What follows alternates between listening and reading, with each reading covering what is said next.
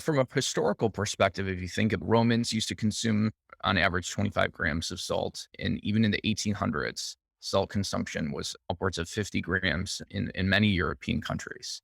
And even a lot of the army rations understood that most soldiers needed 18 to 20 grams of salt. So this is 2 to 3 times what we typically consume in a day, was actually thought to be important back a couple hundred years ago before we invented the refrigerator. We use salt to preserve our food.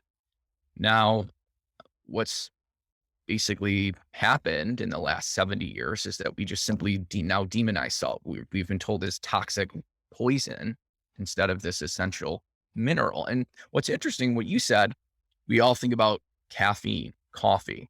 We didn't used to consume that hundreds of years ago, but that is one of the biggest depleters of salt is coffee caffeine. And when they were making all these recommendations to consume a low amount of salt, they never took exercise into account, nor did they take the fact that caffeinated teas and coffees are some of the most commonly consumed beverages, which deplete our bodies of salt.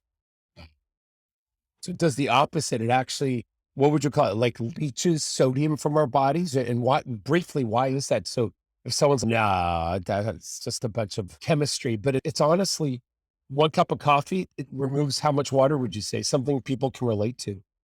Sure.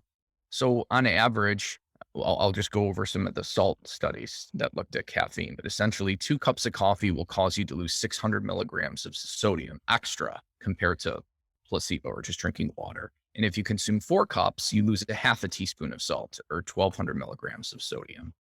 And so that's why coffee is a diuretic. That's why you lose water, is because it flushes out sodium and chloride. It prevents the reabsorption of sodium in the proximal tubule of the kidneys.